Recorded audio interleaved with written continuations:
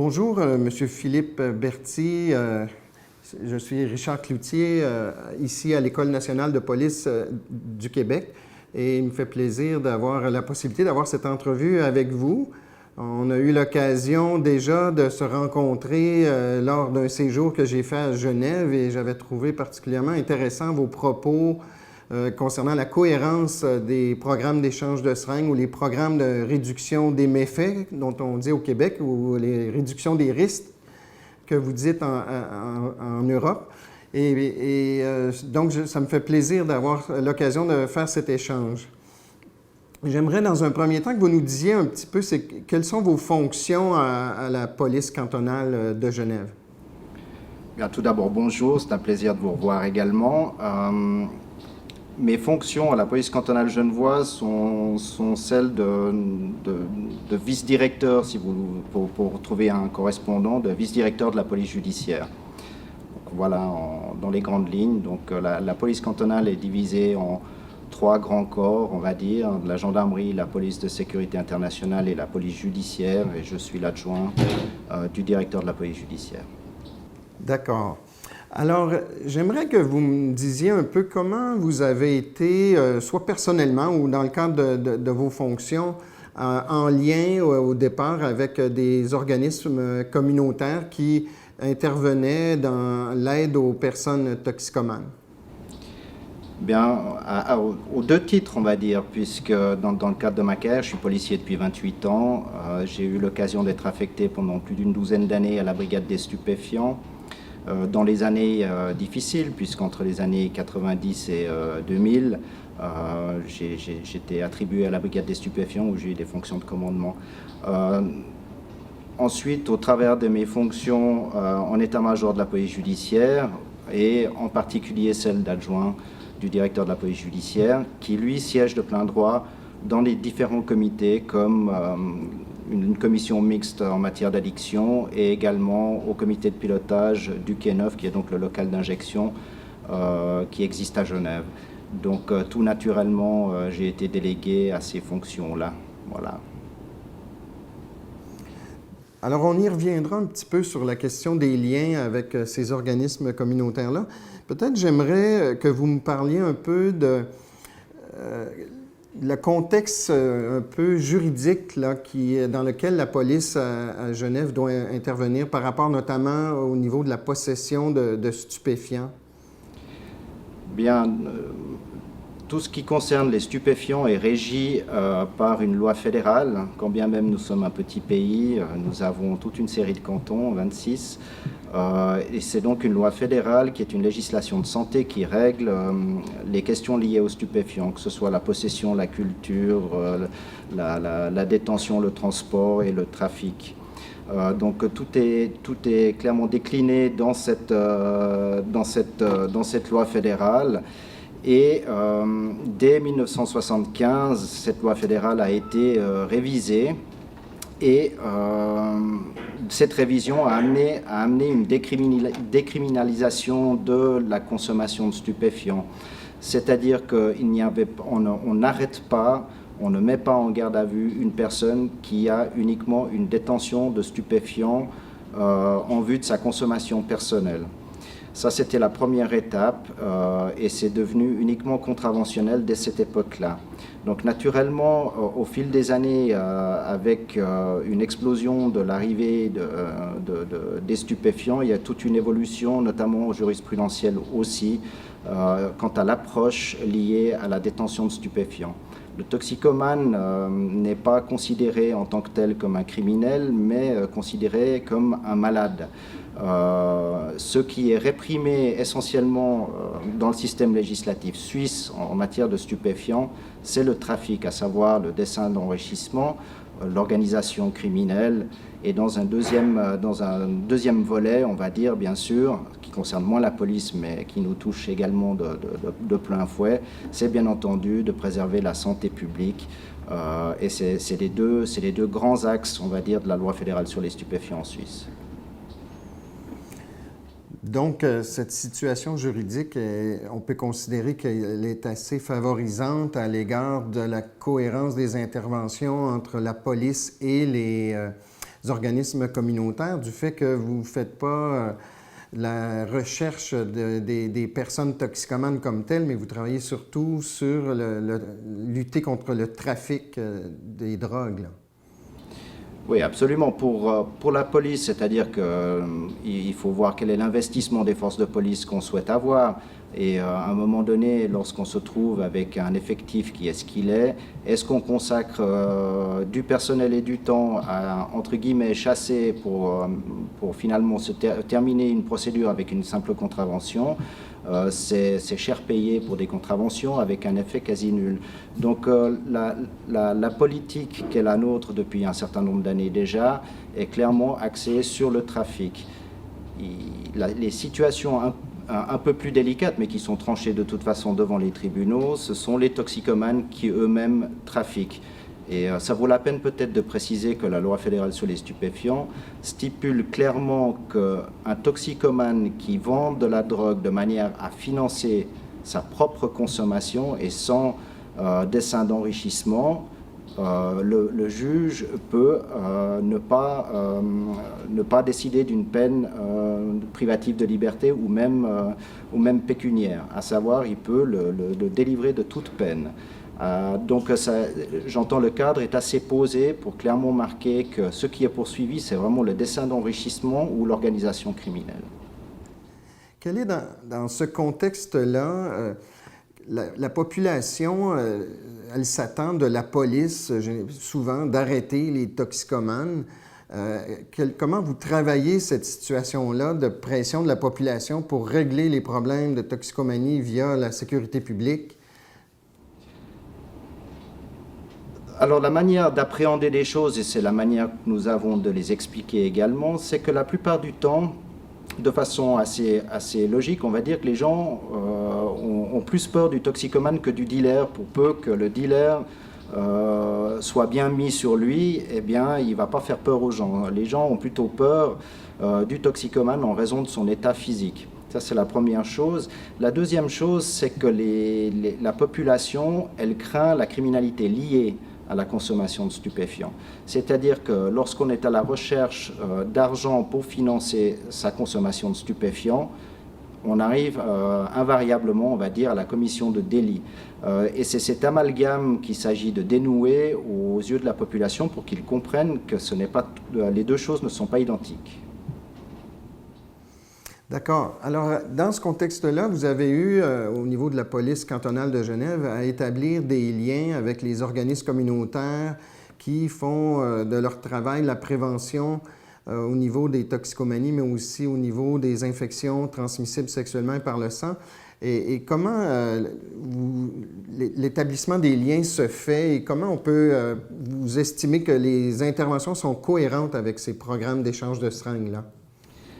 Eh bien, en fait, c'est un équilibre un peu plus subtil et plus compliqué qui résulte de la situation genevoise, pour être tout à fait sincère, qui a bénéficié, on va dire, de façon paradoxale, de l'épidémie de sida qui a été, du HIV, qui a vécu une grande explosion, notamment dans les milieux toxicomanes par injection, par intraveineuse, à la fin des années 80 et au début des années 90. Au début des années 90, un consensus global a été trouvé et des partenariats qui ont été menés notamment par les services de santé du canton de Genève avec les pharmacies et la mise en place notamment de structures d'échange de seringues. Et les pharmacies acceptaient de récupérer les seringues et d'en remettre des propres à titre d'échange. On a donc vu dans tous les services médicaux, en particulier liés au département d'addictologie, que les toxicomanes pouvaient, sans avoir à payer ou sans avoir à expliquer quoi que ce soit, échanger une seringue usagée contre une seringue neuve, et ça y compris dans les pharmacies, y compris les pharmacies de garde la nuit. Donc ça s'est mis en place au début des années 90 et c'est une politique qui a continué. Dans les postes de police à cette époque-là, nous n'échangions pas les seringues, c'est-à-dire que nous ne distribuions pas des seringues neuves parce que ça nous posait quand même encore des problèmes éthiques où on ne pouvait pas donner aux policiers finalement le sentiment qu'ils participaient à donner les moyens à quelqu'un d'enfreindre la loi. Par contre, nous récupérions les seringues usagées lorsque les personnes étaient interpellées et fouillées. Les seringues étaient récupérées et transmises aux services de santé compétents pour destruction. Voilà comment les choses se sont mises en place et en fait tout naturellement les différents intervenants tels que la police de proximité, tels que les postes de police en général, y compris les postes centraux comme la police judiciaire, ont été petit à petit mis en lien avec toutes ces organisations qui géraient cette problématique des seringues. Parce que la situation en Suisse de cette époque-là était particulièrement difficile et elle a passablement défrayé la chronique puisque nous avons connu des scènes ouvertes de consommation de drogue dans les années 90, en particulier la fameuse Platzspitz, qui est une place à Zurich où la consommation était laissée ouverte. Quand la Platzspitz a été fermée, ça s'est déplacé dans une gare désaffectée où on voyait des centaines de personnes toxicomanes qui venaient de toute l'Europe pour consommer ouvertement et acheter et vendre ouvertement sur cette place. Et ça devenait un véritable problème de santé publique et une attractivité immense jusqu'à ce que cette place soit fermée. Donc il a fallu quand même mettre en place d'autres structures pour pallier à cette fermeture et à la présence de ces toxicomanes qu'il faut de toute façon gérer puisqu'ils sont là. Ce sont nos enfants aussi. Donc, à partir de l'implantation de ces programmes d'échange de seringues, il y a eu en Suisse aussi d'autres programmes qui ont été mis en place, que sont les services d'injection supervisés et même la prescription d'héroïne dans les services médicaux de certains cantons. Alors, ces nouvelles avenues-là ont été perçues comment par les secteurs de la police? Eh bien, ça s'est fait en passablement d'années, en fait. Pour être tout à fait clair, le canton de Genève a mis en place ce qu'on appelle aujourd'hui, et qui est accepté sur le plan fédéral, la politique des 4 piliers. Les 4 piliers en matière de stupéfiants, ce sont naturellement la prévention et la répression, mais également la réduction des méfaits ou la réduction des risques, et la thérapie. Donc ce sont ces 4 piliers que j'ai envie de comparer au levier du grutier qui permettent à une politique tant cantonale que fédérale de mettre l'accent plutôt sur l'un ou plutôt sur l'autre. Et ces leviers, suivant les cantons, ont été actionnés de manière différente. Donc les pionniers en la matière, ça a été le canton de Genève. Dès 1991, la politique des 4 piliers a été mise en place pour le canton de Genève et la loi fédérale a été modifiée en 2008. Donc c'est seulement depuis 2008 que les 4 piliers sont officiellement et inscrits dans la loi pour l'ensemble des cantons suisses. Maintenant, on verra que l'application est un peu différente suivant les cantons ou suivant les États fédéraux, si vous voulez. Chaque canton, suivant sa sensibilité, va l'appliquer de manière un tant soit peu différente. Mais la méthode genevoise est celle que nous avons adoptée il y a déjà plus de 20 ans et qui a été un peu modulée au fur et à mesure. Les centres d'injection n'ont été introduits qu'en 2001, par exemple. Donc il a fallu 10 ans de programme d'échange de seringues, de conseils itinérants, par l'utilisation de bus itinérants où nous faisions effectivement l'échange de seringues en nous déplaçant auprès des toxicomanes. Ces services étaient clairement de la prérogative de la direction de la santé et ne sont pas du ressort de la police. La police, son rôle est essentiellement, naturellement, un rôle de sécurité publique, c'est-à-dire pacifier, et deuxièmement, une approche en résolution de problèmes par le biais de la police de proximité. Pour ce qui concerne les services spécialisés de la brigade des stupéfiants ou autres, leur mission a clairement été orientée vers le démantèlement de réseaux de trafiquants. Alors, comment ça fonctionne, vos liens avec le service d'injection supervisée Quai Neuf, qui est situé à Genève, tout près de la gare, quand même, au centre-ville? Alors, comment vous travaillez avec eux? Parce que là, dans le service d'injection supervisée, les gens vont aller s'injecter sur place. Il y a même une salle d'inhalation à Quai Neuf. Oui, c'est exact. Alors le choix, ça a été un long débat, hein. D'autres pays qui ont introduit des salles d'injection ont préféré, ont pris l'option de décentraliser leurs salles d'injection en les mettant dans des banlieues un peu perdues, parfois un peu sinistres. Le choix genevois a été de dire, comme nous avions les bus itinérants qui se rendaient auprès des toxicomanes là où ils se trouvaient, que la salle d'injection, si on souhaitait qu'elle soit efficace en termes de politique de santé publique, c'est-à-dire quand même encourager les gens à consommer dans ces lieux-là qui sont sécurisés, plutôt que dans des sous-sols, dans des lieux désaffectés ou dans des préaux d'école où ils laissaient leur matériel d'injection traîner une fois leur injection effectuée, il valait mieux, disons, créer ce lieu là où il se trouvait. En l'occurrence, dans le canton de Genève, un des lieux de prédilection de rassemblement pour les toxicomanes était déjà à la gare ferroviaire de Genève qui s'appelle Cornavin. Donc le quai Neuf a été construit à cet endroit-là. Ensuite, les liens qui se sont mis en place, c'est avant tout le comité de pilotage qui se réunissait de manière très régulière au début, de manière à faciliter la mise en œuvre, aussi accompagner ce changement pour le quartier, a été également de redessiner en termes de police de proximité le secteur de police, d'y adjoindre des effectifs dédiés qui s'occupent quasi exclusivement des relations avec le quai Neuf, qui sont les îlotiers de ce poste de police de la gare. Et en parallèle, donc, le suivi avec le comité de pilotage pour la mise en œuvre du quai Neuf. La salle d'inhalation, elle est apparue un peu plus tardivement. Au départ, c'était vraiment une salle d'injection.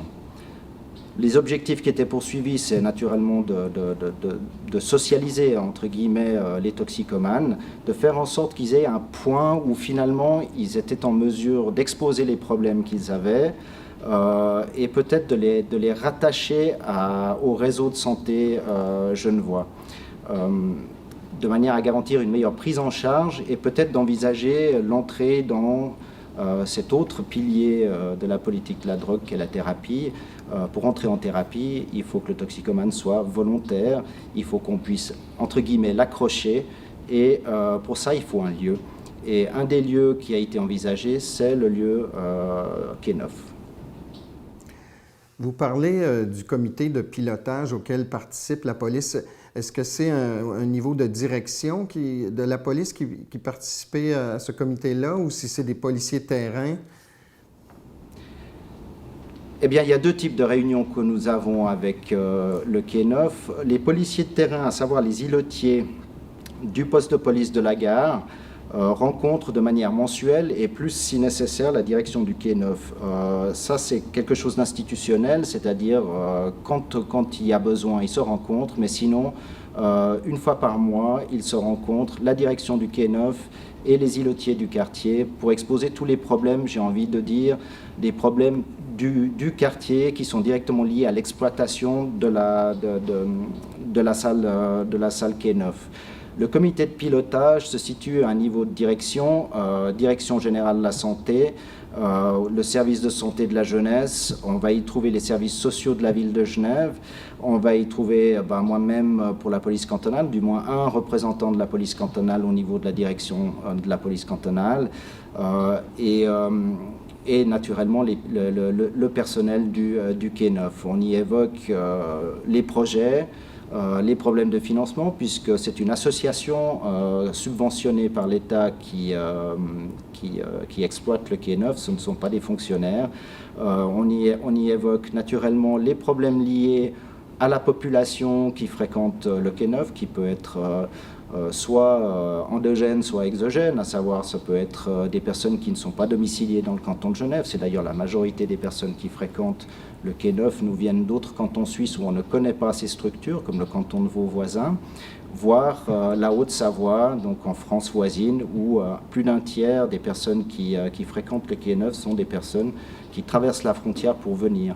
Donc c'est pas sans poser un certain nombre de problèmes pour la police que de gérer les relations par rapport à ça. La participation de ces comités de pilotage-là, vous soulevez certains problèmes. Alors, quels sont les types de problèmes que la police soulève dans ces rencontres-là avec les organismes communautaires? Puis, souvent, il y a une certaine réserve des organismes communautaires à collaborer à tous les niveaux avec la police. Comment c'est perçu aussi par les toxicomanes, cette collaboration-là? Alors j'ai envie de dire que j'ai connu l'évolution ces 20 dernières années. Comme vous le voyez, j'ai la barbe blanche, donc j'ai vu passer un certain nombre de choses. Si auparavant, si on dit il y a 25 ans, un toxicomane n'avait pas tellement tendance à vouloir parler avec les policiers, aujourd'hui la situation est tout à fait différente. C'est-à-dire que nous n'avons pas du tout la même relation avec ces personnes qui souvent sont... si elles sont locales, c'est-à-dire qui sont domiciliées dans le canton, sont des gens qui sont partiellement pris en charge, du moins par le réseau de santé genevois. Donc ils ont moins de soucis pécuniaires, puisqu'il y a toute une série de mesures sociales qui accompagnent, ce qui diminue en grande partie également la criminalité liée. Donc les relations que nous avons avec les toxicomanes sont plutôt positives et en l'occurrence on a beaucoup plus de renseignements de leur part depuis qu'on les décriminalise que ce qu'on obtenait auparavant lorsqu'ils étaient plus criminalisés. Puis autour des lieux de Quai Neuf, j'imagine que la police demeure en situation d'assurer la sécurité à l'extérieur des lieux de l'organisme communautaire. Comment ça fonctionne? Alors, pour ce qui concerne la sécurité, nos exigences, elles sont claires. Il n'y a pas de zone de non-droit. Donc, si la police doit intervenir, y compris à l'intérieur du Quai Neuf, elle le fait. Mais naturellement, ça se fait en bonne intelligence. C'est-à-dire que, normalement, la sécurité à l'intérieur et dans le parc immédiat, c'est-à-dire une petite cour qui est à l'extérieur du Quai Neuf, est du ressort et de la responsabilité du Quai Neuf, pour lesquels il y a des agents de sécurité. Tout ce qui est autour, c'est du domaine public. Pour nous, l'exigence, c'est de ne pas avoir un abcès de fixation avec des trafiquants à demeure qui attendent les toxicomanes à la sortie du Quai Neuf ou avant qu'ils n'y entrent. Donc nous arrêtons systématiquement tout vendeur ou toute personne proposant de la drogue à la vente dans les alentours immédiats du Quai Neuf. C'est en ce sens qu'il faut des effectifs dédiés qui font des passages réguliers. Le Quai Neuf est parfaitement au courant du fait qu'on ne tolère aucun trafic, y compris à l'intérieur. Et ça, c'est une sensibilisation.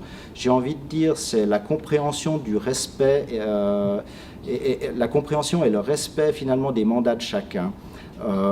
Les assistants sociaux, infirmiers ou médecins qui passent au Quai Neuf comprennent parfaitement nos demandes et nous de même. C'est-à-dire que dans le respect de leur mandat, ça signifie qu'on ne va pas entrer juste pour montrer qu'on peut entrer, faire le nettoyage quand nous en avons l'envie. On le fait lorsque les motifs le justifient et en proportionnalité. Et d'ailleurs, aujourd'hui, je dirais que souvent, c'est plutôt le Quai Neuf qui nous demande d'intervenir lorsqu'ils sont en situation délicate. On peut voir effectivement certaines populations de toxicomanes désirer un peu commander à l'intérieur ou créer des problèmes. À partir de ce moment-là, la direction du Quai Neuf prend contact avec nos collègues îlotiers ou police secours de manière à ce qu'on intervienne rapidement. Donc en fait, j'ai envie de dire, c'est une bonne entente, une notion de secret partagé que nous avons avec les assistants sociaux et la direction du Quai Neuf, qui nous permettent d'avoir une approche assez pragmatique finalement. Le fait de ne pas avoir de problème autour du Quai Neuf ou à l'intérieur du Quai Neuf est un élément pacificateur pour l'ensemble des habitants du quartier également. Et quelle est la perception justement de la population autour du quartier par rapport à Quai Neuf, mais aussi au rôle que la police joue dans ce contexte-là? Et je pense qu'elle est plutôt positive. Il faut dire qu'il y a, avec les années, des aménagements qui ont été entrepris. Si au départ, Quai Neuf était un peu, comment dire, coincé dans une arrière-cour avec un grand bâtiment assez à l'ombre et un accès sombre, aujourd'hui, les bâtiments alentours qui étaient anciens ont été démolis et l'éclairage nettement amélioré. Donc, lorsqu'on voit le Quai Neuf, vous-même vous y êtes allé, vous avez pu voir, en fait la place est complètement dégagée, c'est un carrefour, tout le monde voit le Quai Neuf de très loin, c'est un endroit qui est éclairé et c'est déjà sécurisant. La deuxième chose, c'est que la population a la possibilité de s'adresser soit aux assistants sociaux de Quai Neuf s'ils ont un problème avec, de leur écrire, ils auront réponse. Ils peuvent également écrire naturellement à l'autorité politique ou à la police en fonction de leur choix. L'ensemble des problématiques, peu importe à qui elles ont été adressées, est traité ensemble par le réseau des acteurs, si on veut, qui sont multiples. Et ce sont des choses qu'on discute notamment en fonction de leur importance, soit au comité de pilotage, soit directement avec les îlotiers lors des réunions mensuelles, voire, si nécessaire, une réunion ad hoc. Du côté de la formation des policiers, qu'est-ce qui leur est donné là, pour comprendre l'intervention de santé publique et de quelle façon ils peuvent collaborer pour ne pas qu'il y ait une impression d'incohérence d'action entre les deux secteurs? Diverses choses, j'ai envie de vous dire. Globalement, tout policier de base, hein, dans la formation de base pour tout aspirant policier, il y a des cours, c'est un élément fondamental de la formation, qui sont liés à la police de proximité. Donc c'est l'approche en résolution de problèmes qui est enseignée. Et d'autre part, dans la mesure du possible, également la visite des différents services partenaires, que ce soit les services de santé, de psychologie ou autres, qui effectivement donnent des cours. Nous avons en parallèle un autre j'ai envie de dire, des 3 ou 4 piliers fondamentaux de la formation policière, qui est une formation en éthique et en droit humain, qui insiste beaucoup sur comment résoudre les dilemmes éthiques pour les policiers, puisque le métier de policier, j'ai envie de dire, est particulièrement exposé aux injonctions paradoxales, c'est-à-dire qu'on vous donne des tas d'instructions qui, semble-t-il, sont complètement en contradiction. Comment est-ce qu'on peut résoudre ça et trouver de la cohérence dans sa pratique au quotidien? Donc là, nous enseignons effectivement la résolution de dilemmes éthiques. Après toutes ces années d'expérience, M. Bertschy, comment vous pourriez conclure sur des éléments clés qui facilitent ce travail-là de cohérence entre le secteur santé publique et sécurité publique? La cohérence, c'est avant tout, j'ai envie de dire, le policier, pour la plupart, c'est protéger et servir, qu'on utilise la plupart du temps, protéger et servir. On est au service de la population, on est là pour les protéger. La santé publique fait partie de ces objectifs. Ça, c'est la première chose. Donc, la participation de la police, même si elle n'est pas en charge de la santé publique, elle est également d'assister les gens. Les toxicomanes sont des membres de notre communauté, qu'on le veuille ou non, on ne peut pas simplement les exclure. On est également là pour aider à une réhabilitation de ces personnes. Cette réhabilitation, elle est conduite par d'autres services. La deuxième chose, pour assurer une cohérence, j'ai envie de dire, à peut-être l'ensemble de l'action de l'État, c'est d'avoir conscience que les prestations de l'État sont une chaîne, et une chaîne signifie que nous sommes interdépendants. Si nous voulons être efficaces, c'est le liant qui fait que nous le serons véritablement efficaces.